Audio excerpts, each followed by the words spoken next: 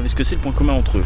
La marque Crève, c'est Canard, et cette BD qui est Hiroshima. Vous ne savez pas?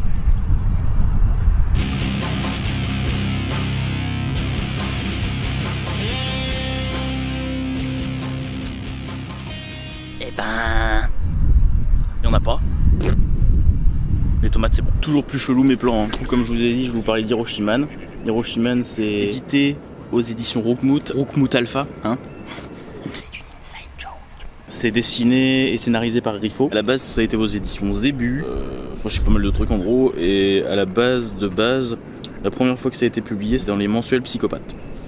Et là pour les éditions Rockmout, pour les premiers Hiroshima qui ont été sortis, ça a été colorisé par Rifo aussi pour justement ces éditions. Je trouve ça super cool comment c'est colorisé. Je trouve que ça colle super bien. Il y a une autre histoire sur le personnage aussi aux éditions Rockmout Alpha qui est sortie, qui s'appelle Le clone de Hiroshima si je me rappelle bien. Et fort bien. Et cette histoire n'est pas colorisée et j'aime pas du tout quand c'est pas colorisé. Pour ceux qui auraient pas compris, c'est donc en noir et blanc. Et le noir et blanc sur ce genre de dessin, j'aime pas du tout. C'est pas que c'est moche, hein, mais tu mets le noir et blanc et la couleur l'un à côté de l'autre, y a pas photo. Bon après, j'ai vu en couleur en premier, du coup je pense que ça aide, mais bon. Bref, en gros ça nous parle de ce monsieur qui s'appelle Hiroshima, qui est une sorte de super-héros dans sa ville, qui s'appelle Megapolis. Et il combat le crime on va dire, et des trucs un peu chelous, sauf que bah il est un peu chelou. Hein. Déjà il est un peu beaucoup pervers. Il est pas aidé, mais pas aidé du tout. Je sais pas si on voit bien aussi. Il est pas aidé du tout. À un moment il essaye de viser quelqu'un, de tuer quelque chose qui est genre à 5 cm de lui. En gros il y a, on va dire, Hiroshima c'est vous. Moi je suis la personne qui doit tuer. La personne qui doit pas tuer elle est là.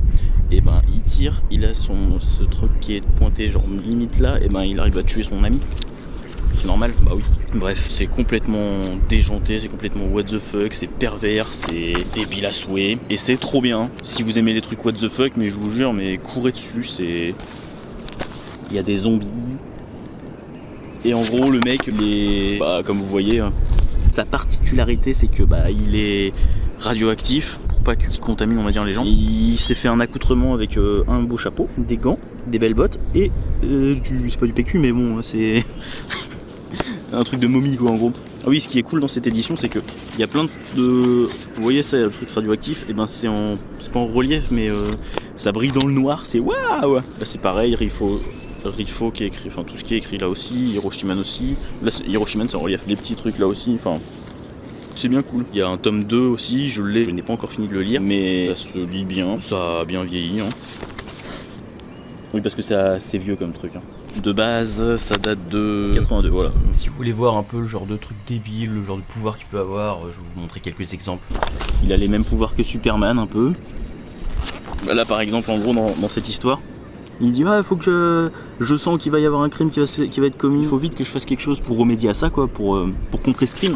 Et tu vois qu'il y a un mec qui commence à vouloir essayer de buter sa femme. Sauf que bah ça va mal se finir et tout, et en gros le mec t'as l'impression que Hiroshima il traverse toute la ville pour aller sauver la femme, et pour faire ça bah, vu que c'est un gros pervers, et ben à un moment il va dans un truc de scanner et il baisse la meuf en même pas une seconde et elle fait oh bah c'est comme un truc bizarre, c'est normal. Non d'accord. Et du coup au final on apprend que et ben ce qu'il devait sauver c'est ça. Oui ce qu'il devait sauver c'est bien la rue. En gros, il y a une meuf qui, son chien, elle le fait pisser ou chier par terre, alors qu'elle a pas le droit, du coup, il bute le chien.